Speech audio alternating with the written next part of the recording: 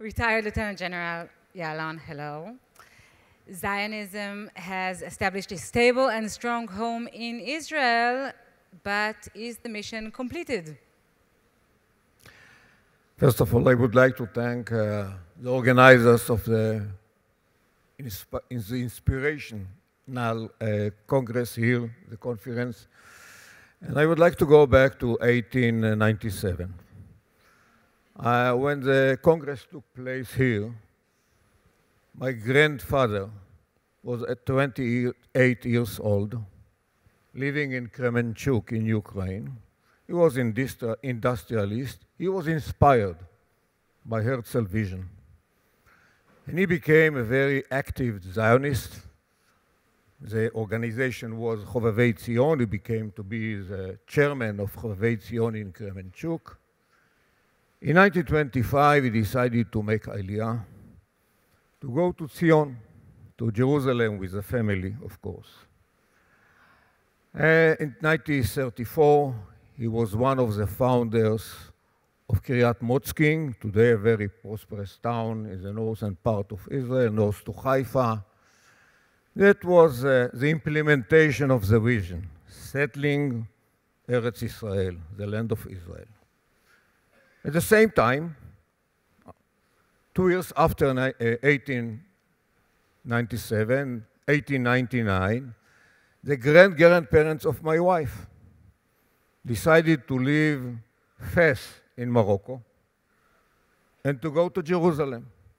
It took them 2 years to reach Jerusalem.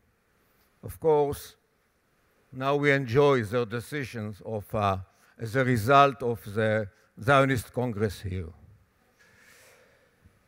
Now, when we talk about Zionism today,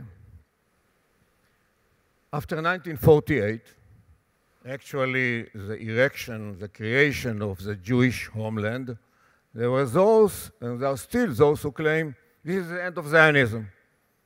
Mission accomplished. I strongly reject it. Zionism, to my mind, is a way of life. It is endless process, endless project. First of all, to secure the Jewish homeland, to develop it by all means, and I'll elaborate in a couple of minutes, and to be sure that the Jewish homeland is forever, lanetzach. Having said that, the Jewish homeland is challenged, first of all, security-wise. I don't know about many states all over the world which their legitimacy to survive is questioned. We face today delegitimization, BDS, whatever. And unfortunately, from the very beginning, since the dawn of Zionism, the Jews in Israel had to fight to defend themselves. Nowadays, we can be satisfied from having strong armed forces, the ability to defend ourselves by ourselves. As a result of it, having good relationship with the neighboring former hostile countries like Jordan, Egypt, the Gulf states, according to Abraham Accords. But we are still threatened. We don't share any border whatsoever with Iran. We don't occupy any former Iranian land, but this regime in Tehran claims to wipe Israel off the map of the earth. And today, of course, we are engaged with the issue of allowing or not allowing Iran to be nuclear. To my mind, the Israeli strategic objective is not to allow to any hostile country in the region to become nuclear, military-wise, of course. Moshe, I'm going to be rude, as you know me from former interviews. Name one major challenge that you see today for Zionism. I believe that today, first of all, we need the young generation in Israel as well as in the diaspora to take responsibility for the security of the state of Israel, for settling the country. We have the Negev, 60% of our territory almost empty, only 90% of our population is settled there. I'm encouraged to see here Ronnie Falmer, leader of OR, promoting this issue, settling the Negev. We have to educate the young generation according to our values. To be Jewish, it means that we have to be committed to our values. It means to educate the young generation in Israel in order to live according to these values, sanctity of life, tikkun olam, all those inspiring values that we heard here in this conference. I'm glad to see and encouraged to see Israeli youngsters here with this idea. We have to promote our economy. Again, I'm encouraged from Moshe, one challenge. We have all those, but my point is that the key is our spirit and our knowledge, our heart and mind. And as long as we educate the young generation to follow the way of Judaism and Zionism, our future will be bright. Great, thank you very much. Amanda, you have founded Zioness, who is based in New York, a coalition of Jewish activists and allies who are unabashedly progressive and unapologetically Zionist.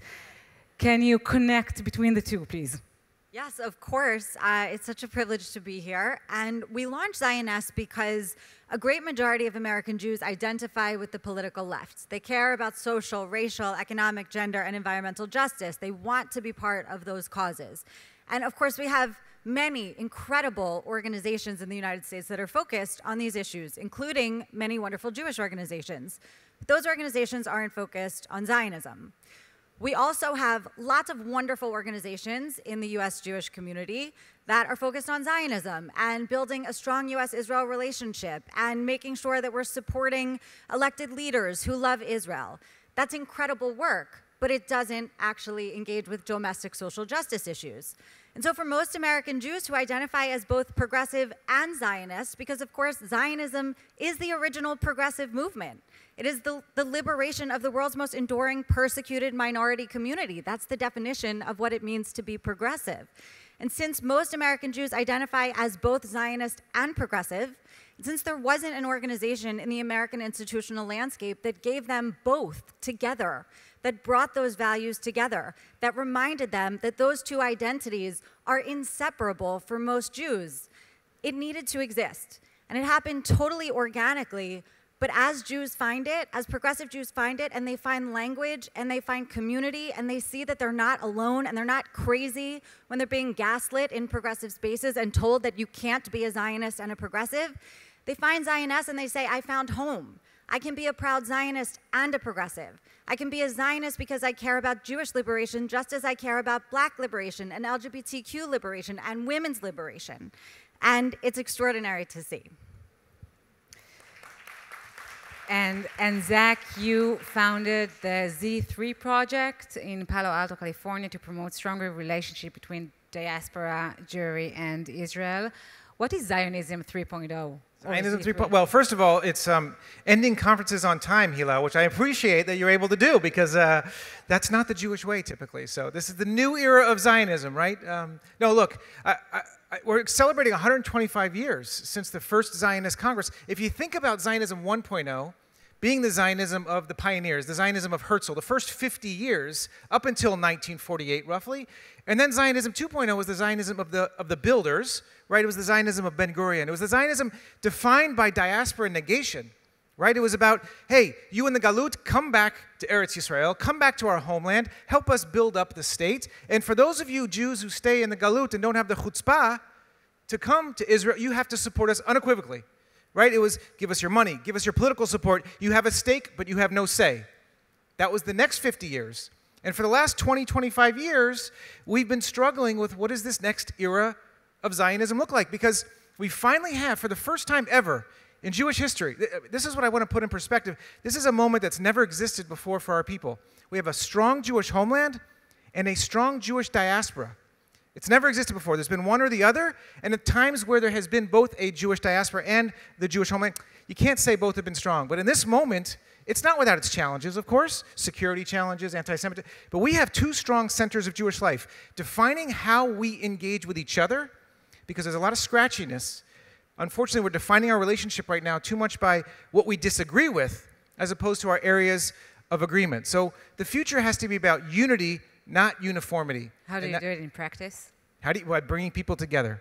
By having people come, having an array of voices, a diversity of voices. We can't be scared to have the lefties and the righties talk to each other, the secular and the Hasidim. We can't be afraid to bring Israelis and Americans to talk to each other, because right now we're in our silos and we're not talking. And as Rabbi Tamar said, it's also about listening.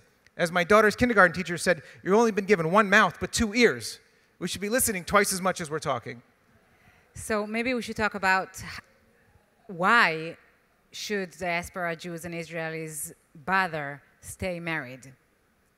How can we have an alternative?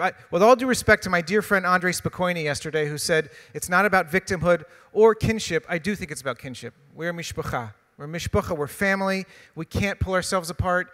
We're never going to agree. We've never agreed. Jacob and Esau, not so much, right? Have you ever been to Leil Seder? Yeah, right, Nechon. Right? Like, we haven't ever, Hillel and Shammai, the Sadducees and the Pharisees, Irgun and Haganah, we've never agreed as a people. We're not going to agree, but we're going to be around the Shabbos table. We're going to be around the Pesach table. And I believe we have, the last thing I'll say, Hillel, is we have a moment right now because of the Ukrainian situation, right? The liberal Jewish community, Amanda, right? They're reaching out and saying, I don't care if you're a lefty or righty, if you're a communist or capitalist, I don't care if you're secular or Orthodox, you are my brothers and sisters in Ukraine, and we are going to help you. And that's the model we have to create right now because we are family. So, Moshe, as someone who sat near the table, how important is it to the decision makers to stay married to the diaspora Jews? It's very important. Unfortunately, in Israel, we are now in a leadership crisis. I put it this way. And we have very good, powerful forces among our young generation. I now approach the youngsters before bringing them to the military. I am very encouraged. As I mentioned, a couple of them talking about high-tech and so forth. When it comes to leadership, I believe in what Miriam Peretz said, to build a second floor, to be Chevrat Mofet regarding our Jewish values, Zionist values. And we have to attract the young generation to take responsibility in all fields that we mentioned here, even to close a social gap between those who have and who don't have in Israel, as an example, as a Jewish value. And in this way, to attract Jewish youngsters in the diaspora. Yes, to make Aliyah. We need them. We need them to settle the country. We need them in flourishing the country. They can benefit from it. We will benefit from it. So this is the role of a leadership which understands that we are mishpuche, and we don't distinguish between religious, non-religious, ultra-Orthodox, Orthodox, Reformists, Conservatives. But we are all mishpoche. But we do. Maybe a few words about that subject to conclude this discussion. It's just the relationship between. So, of course, I think the relationship between diaspora Jews and Israeli Jews is critical, and I completely agree with Zach about pursuing unity and not uniformity. And what I always say is that when you talk to someone, you can understand them even if you don't agree with them. And it's totally fine not to agree with someone on everything, but when you understand someone, you can see the way they're thinking. People don't often engage with Jews because in America, we're 2% of the population of the country. So many people don't know a Jew. So in the progressive movement, if you've never met a Jewish person and you've heard all of these tropes about Israel and Zionism and Jews, but you've never met anyone who can disprove it, it's very easy to believe or to internalize the anti-Semitism. It's in the air that we breathe. And for those Jews who are operating in the progressive movement, I heard someone said earlier that there was some huge sum of American Jews who don't identify, young American Jews who don't identify as Zionist. I'm not actually sure that's really true. I think that most young American Jews don't really know what Zionism is. I think they're exposed to really dangerous ideas, to perversions of Zionism, and they don't understand it. And so we need to give it to them in a way that they understand, that they feel comfortable. And that means inviting them, making opportunities for them to connect with Israel and with Israelis, to understand the vulnerability that Israelis feel every day. And at the same time, for Israelis to understand that the situation of American Jewry is a completely different lived experience. And yes, it's often one of privilege. It's often an experience where we have not felt existential vulnerability the same way Israelis do, and so we don't understand, I certainly do, many young American Jews really don't understand how urgent Israel is. These are things that we can overcome when we communicate and learn from one another.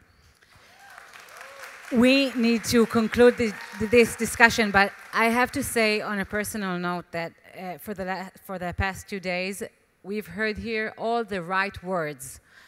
Now the question is how to get out of this hole and make it work outside. Thank you so much. Thank you.